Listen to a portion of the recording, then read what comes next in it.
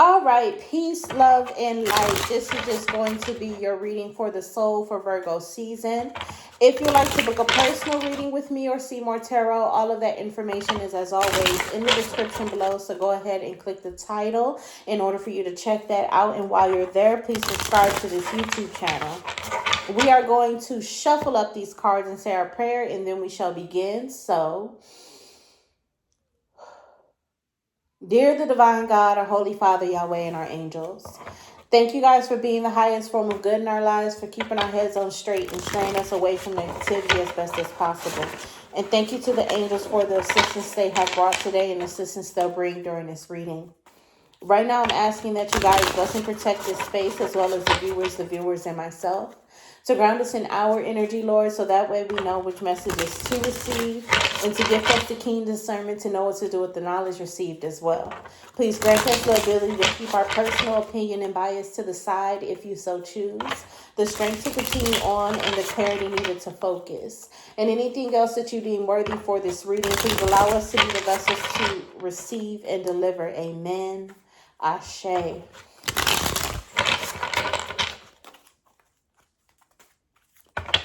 All right. I don't know why I'm being weird. But let's go ahead and see what is going on for the soul for Virgo season. First card out. Oh, Lord. Bad times. The soul is in woe. The soul is in woe. That wound that we have talked about in the spirit reading, the wound of lacking what we need to receive from others, is what we are in woe about. It is a wound of the soul. We are in bad times. And these are bad times that God is giving us. For this says in the book of Job, if we accept goodness from God, should we not accept adversity? It's for a reason. It's for a reason, I can tell you that. You are feeling the woe, you are feeling the hurt, you are feeling the pain, you are feeling the heartache, you are feeling the heartbreak for a reason. What we talked about in the spirit reading for Virgo season was that it is all for us to say, to wind up being okay and saying that we are okay with what has happened to us. We are okay with what has not been given to us. It's all for us to move.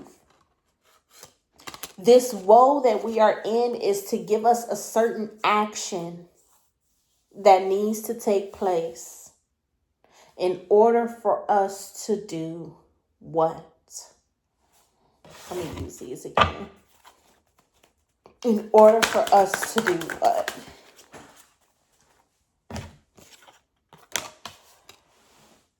We got the Six of Pentacles. Let me see if I can get it. Ew. On the floor. And it comes out in the upright.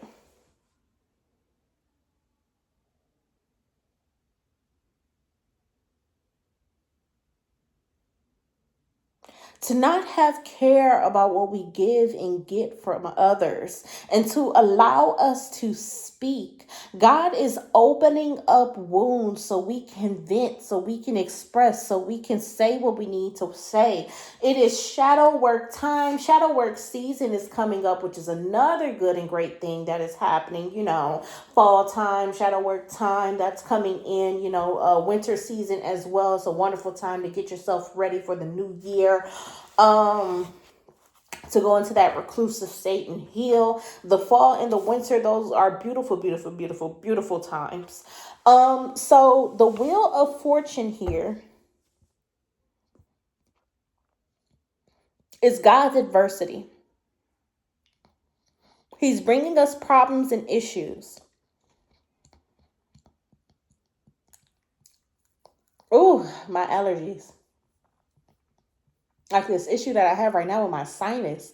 I think it's about to get infected. And I don't have any tea. I don't even got a mug. I need to go to Walmart.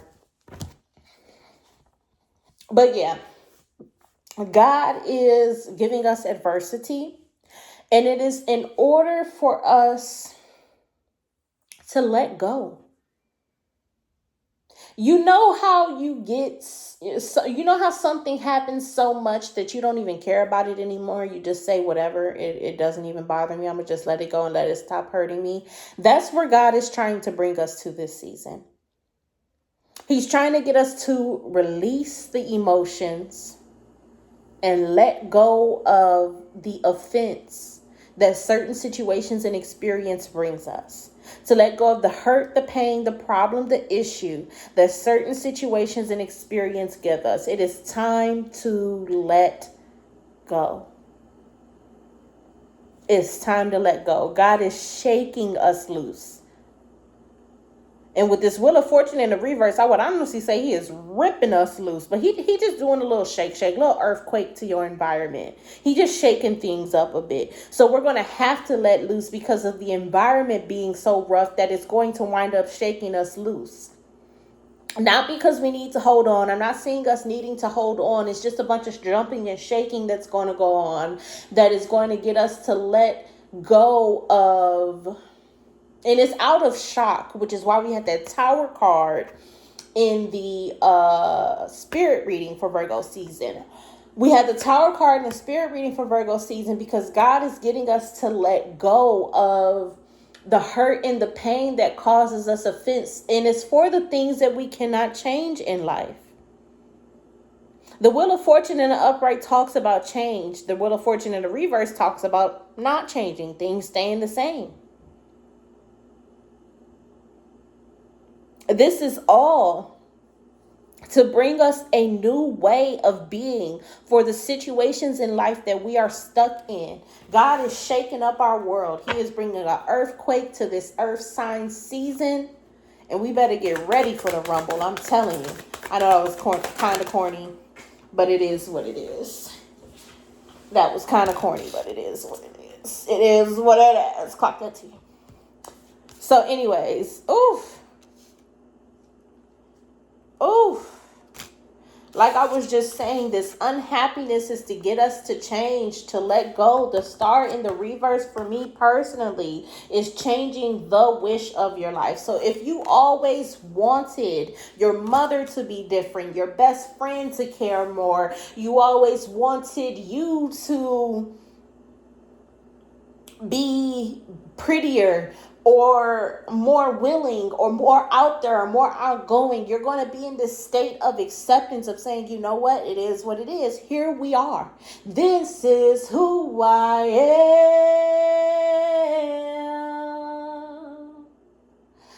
am. This is who I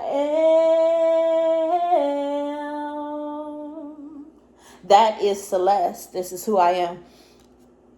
But you are definitely in that season. The unhappiness, the problems, the pain, the issue. This is just confirmation for what I just said. It is all to get us to let go and move on and be in this state of acceptance of, even though this relationship is not good, doesn't mean that I am not good. And that's in the state of being okay. Not quality of actions or purpose, but in the quality of emotional well-being. Just because the relationship is not good doesn't mean that I am not good.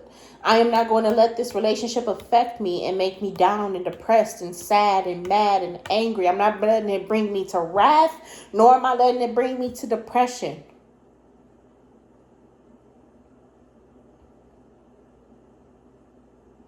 I am going to be okay. I want everybody this season to take up an affirmation of, I will be okay. I am going to be okay. Whenever somebody asks you, hey, how you doing? Say, I will be okay. Whenever you get in the mood and you're down and sad and upset, say, I will be okay. That is the first affirmation that I had to get myself ready to move on and move out of my depression. That is the affirmation that brought me out of my depression. And I have not had a suicidal thought ever since. God said, heal yourself. The Lord told me to heal myself. He said, get up and do it. Because you know how. And the first thing I said to myself is, I will be okay. I decided to change that mantra. Whenever somebody asked me that question, I said, I'll be okay. I'll be okay. No matter how I felt, I said, I will be okay. And because that was the current state that I was in, that I will move on. I had to will myself out of that depression. So God is giving you the situation that will allow you to have the emotions for you to will yourself out of depression. And it's that certain emotional state where you are detached and uncaring, but you're still a little tiny bit bothered because you wish it would change. You wish it would change, but you're like, whatever, it's not. I'm not going to bother with it anymore. I'm not going to waste my time anymore. I'm going to be okay. I'm going to move on. And it's this state of I will be okay is in the sense of I'm going to make myself be okay. That's why I'm going to be okay, is because I will make myself be okay. So let this mantra of I will be okay be known to you, that you are saying to yourself that you are going to make yourself okay. Because no matter what, that is something that you can do for sure, is make yourself okay. And I don't want you to sit there and be like, oh no, I can't. I'm going to be thinking about this all day long. I'm never going to let it go. I'm never going to let it go. I'm never going to let it go. It's on my heart. It's on my mind. I can't get over it. But when that favorite TV show come on, you don't be thinking about it no more. You even smiling and laughing. When your favorite song come on, you belting it at the top of your lungs. You not thinking about that shit, and you just expressing all your soul and singing or rapping or whatever the situation may be. You are okay then. You're okay then. When you go out for drinks and you clubbing and you partying, you're okay then. When you're not thinking about the situation, you're okay then. So let the mantra, I will be okay, take you out of thinking about that situation, that experience. You will be okay because you can make yourself okay. And you need just something that's going to motivate you to say, you know what, I'm not going to let this thought drag me into the hole that it always drags me in. Because when I get there, it's pointless. It's purposeless. Nothing goes on. Nothing changes. Nothing happens. God really wants us to focus in life on things that are active, not things that stay still. Idle hands are the hands of the devil. He wants us to have a life full of things that are in motion and being constant or consistent. Things that are actively going places, making changes. Not one, not two, but multiple changes. Yes, I did burp. Clock that T. But anyways, you gotta be in this state of being. Because God really wants this life to be in a state of being, of where we are always mobile and always doing something. So that way, whenever adversity, problem, issues do come to us, we don't sit in it. We don't soak in it. We don't do things that do not move us. We say, you know what? I got something to do, so I can't have this emotional set or this way of being when I step into that environment of something that I have to do.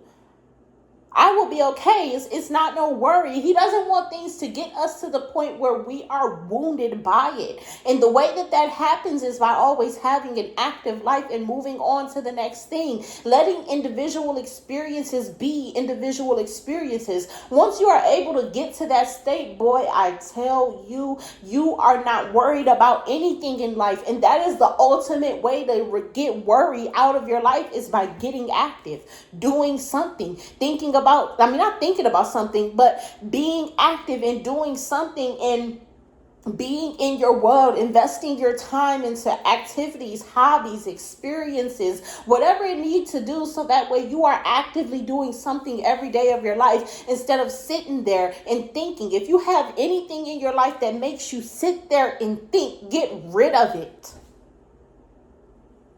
Because that ain't nothing but the devil making you be idle. So that way he can have your life. Clock that T. What else do we have for the soul for Virgo season, Lord? See? Y'all ain't want to believe me. Y'all ain't want to believe me that I said it was the devil, didn't I? Y'all ain't want to believe me. You just didn't want to believe me.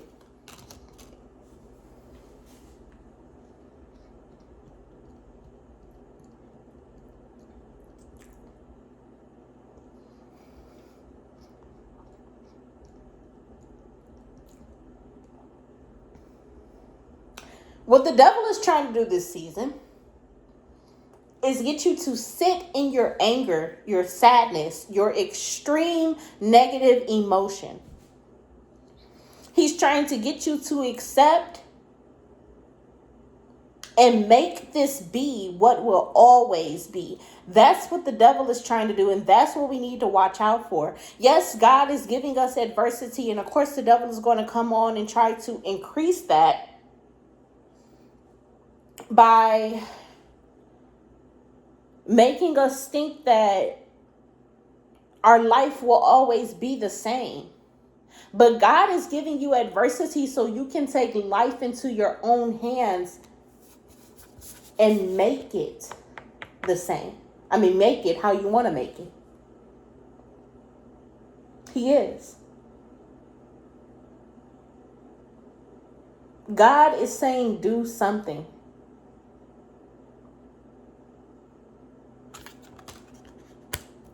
God is definitely saying do something. God wants you to make your life. God wants you to make your life. But the best thing to do is to have God make your life. But in order for that to happen, you have to say the prayer and you have to release, let go, and allow.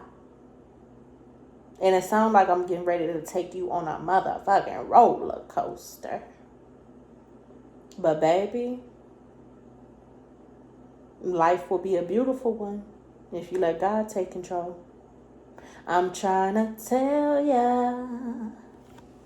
Trying to tell you, baby. Trying to tell you. But we need to look out for the moments in our life. And this is a warning that all of heaven is screaming down upon us. That we need to look out this season for the thoughts and emotions that'll let us simmer or sit in our anger and think that this will always be that way. And I have to respond like this all the time. And I'm never going to get anywhere if I don't be this way. The things that we think we cannot change, we need to watch out for when we think that we cannot change something, that we think we have to stay a certain way and conform into a certain type of being. That ain't nothing but the devil trying to make your hands idle so that way he can have your life.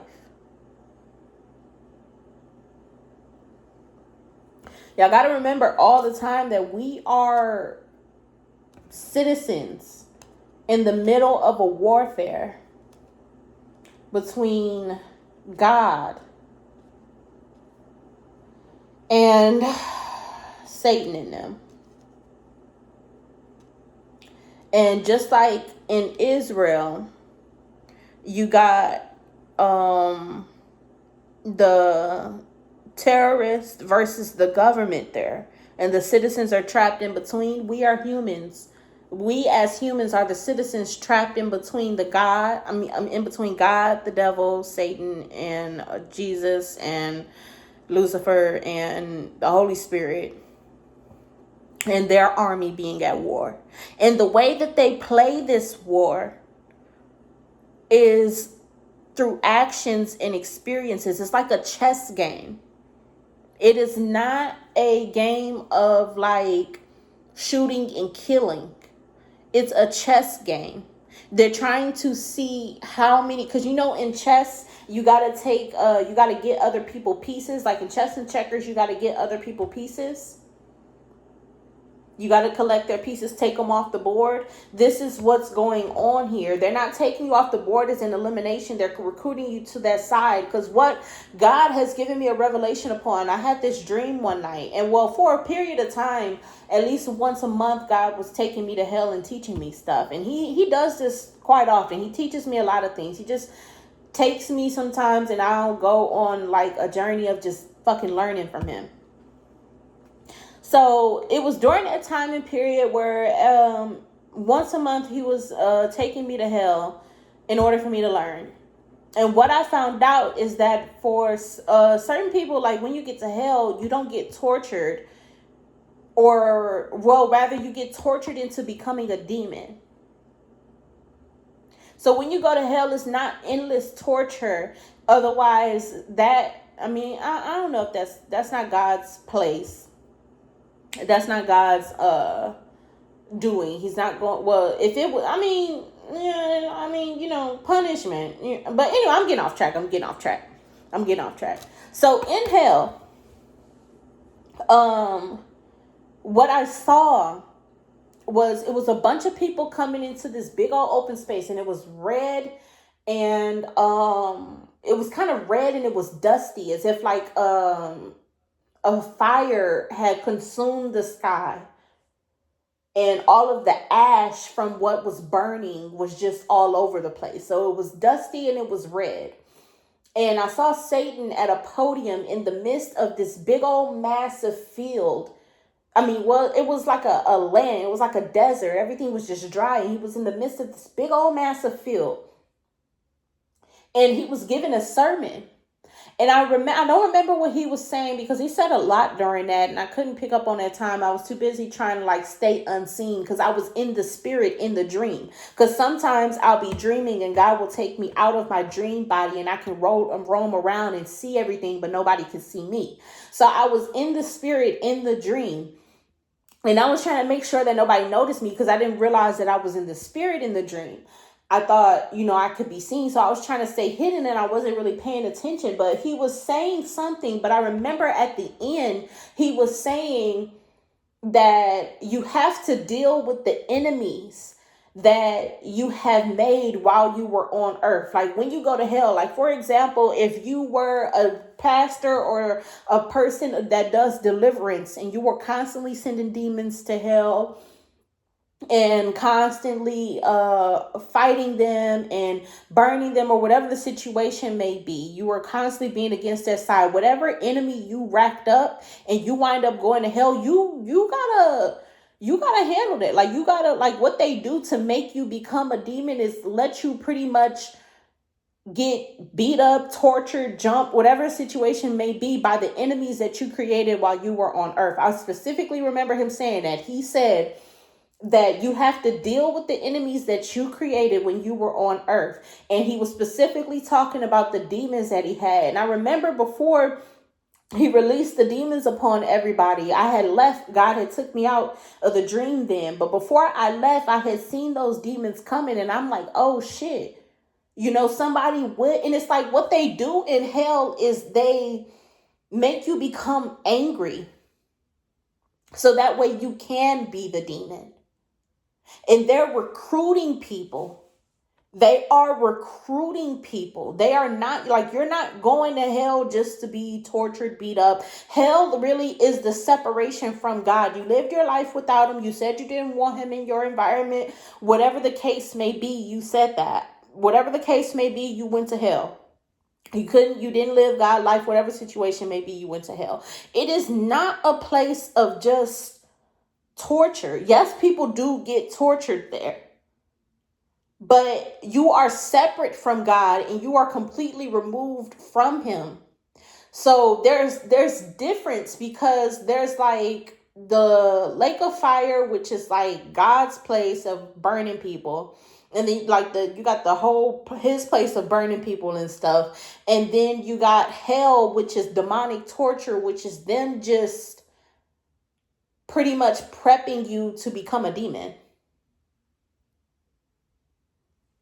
But that's what I learned. So, anyways, they're really trying to get you to be recruited. And it's like, because you are separate from God and in hell, and that's for eternity, you are just on their side. You're on their side. So it's this state of, what is it? It's the state of like you have no other choice. Because the only good thing for you in hell is to become a demon. That's the only good thing for you in hell. That's it. That's it. So that's why they are all constantly trying to get people to be on their side and trying to take souls and making you sin and whatever they can do to get you to be casted away from God, or God to remove you, or you to remove God, whatever separation they can cause to get you to go to hell, so that way you can be on their side, because they got an army. I mean, they got to fight. So they need more people in their army, and niggas die every day, B. Niggas die every day. All right, so what do we have? What else do we have for Virgo, for the soul in Virgo season? We got 2 cards. Temperance in the reverse. Ooh, we ain't got no patience. And then we got the 10 of Pentacles in the reverse. This High Priestess is all of the things, because that's also in the reverse at the bottom of the deck. This High Priestess is all of the things that we have realized about the situations in our life that do not change. This Temperance card is us not having any virtues. Not having any patience, any humility, any self-control, any diligence, any care. Like, we're just completely removed from that situation internally, and we're just interacting with it, but we are not internally connected to that. And then we have the 10 of Pentacles, which represents a physical loss.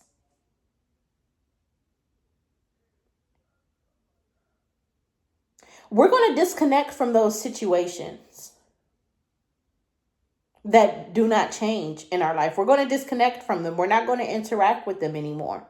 And this could be for good, and this could be for bad. Because if the devil does it, he's going to do it to ruin the relationship. But if God does it, he's going to do it to protect you from the relationship.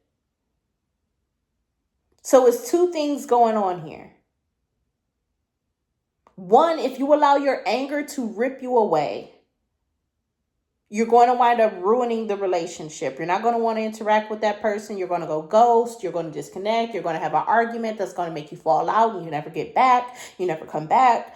But if you allow God in the adversity that he is bringing to you, because the adversity that he is bringing to you is just emotional upsetness. You're just going to be upset. Not angry. There's a difference between angry and upset. You're not going to be angry. You're going to be upset. You're just going to be upset. And that's that. That's that. You're just going to be upset. And the upsetness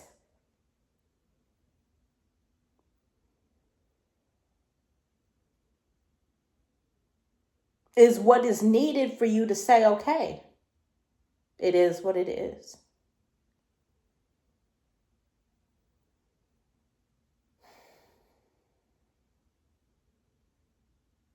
God wants me to pull one more time for Virgo season, the soul for Virgo season.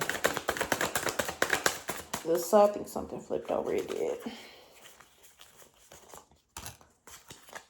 3 of Wands comes out with the 3 of Cups in the upright.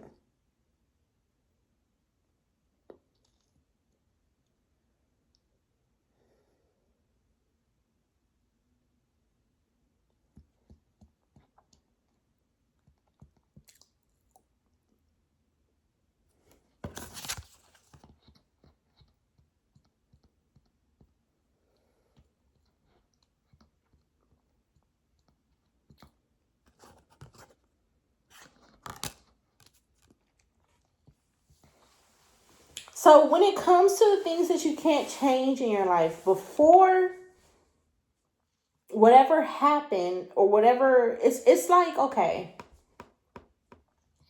before the pain started, before the lack was received, you were in this state of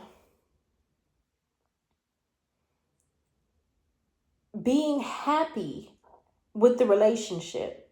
You were okay before you realized that you were not getting what you needed in order to feel okay in the relationship. You were fine, you were okay, you were happy, things were fine. And that's how you guys became friends, family members, lovers. That's how you picked up that hobby. That's how you picked up that addiction or whatever the situation may be. No addictions though.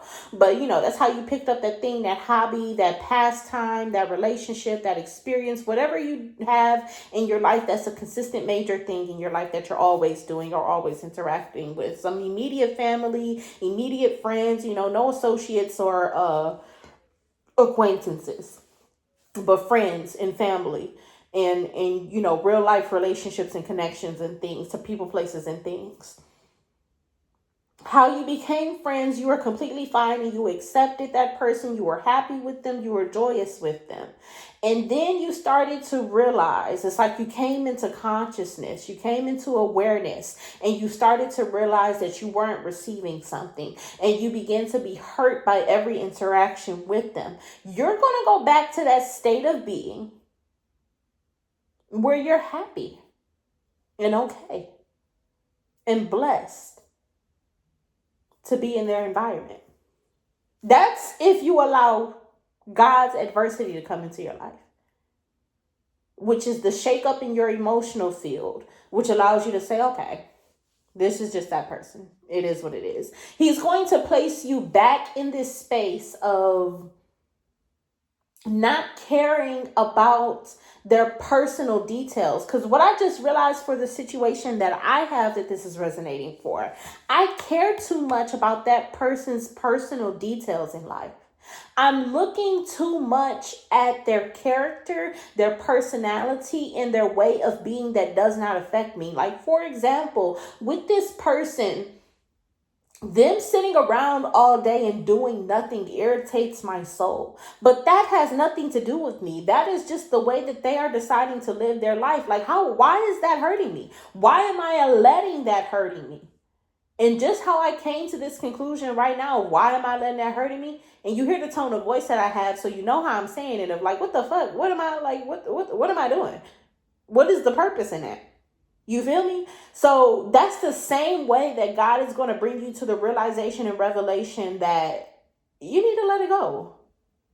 In the situation that I have, I'm paying too much attention to that person's character and their personality. I'm paying too much attention to that person's way of living their own life and the decisions that they make for themselves and the interactions that they have with others. I'm not even paying attention. Like, I barely even pay attention to the way that they interact with me, because that's like 10% of our experience. I don't really talk to them that much. I'm just paying attention to how they are as a person, and it is affecting me so much that I don't want to be around them. But it's a family member, so I can't like really vacate them from my experience.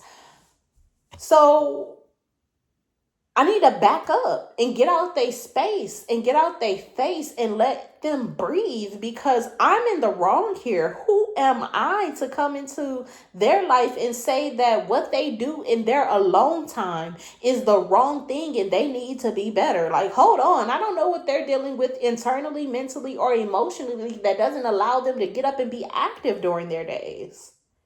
I don't. So why am I letting these things affect me? And that's the conversation that God is having with me right now. Like, yo, back up. You looking too much at their personal experience and saying that this hurts you. Their personal experience ain't got nothing to do with your emotions. The fact that they are always negative and always saying no and being down and looking at the bad side. Like they're a cup half empty type person instead of a cup half full. They're not optimistic at all. That ain't got nothing to do with me. That's just them. That's just them. So that's all that I have for you guys. And I see why God wanted me to pull one last time, because I needed to come to a revelation. So listen to the little bitty hints that God is giving you. Those little random rare occurrences of like, you know what? Let me go ahead and make this left instead of making this right. Let me go ahead and think this way instead of thinking that way. Let me go ahead and stop that thought. Let me go ahead and change my emotions. Because you just may come to the revelation that you need to go ahead and heal you and get you to release some things. Look out for God this season, because he is working on you. Working on you for you to be okay. And that's all I have for you guys for Virgo season for the soul. Thank you so much for watching. Want to book a personal reading or see more tarot? All of that information is always in the description below. So go ahead and check that out by clicking the title. And while you're there, please subscribe to this YouTube channel. Peace, love, and light. And as always, be great.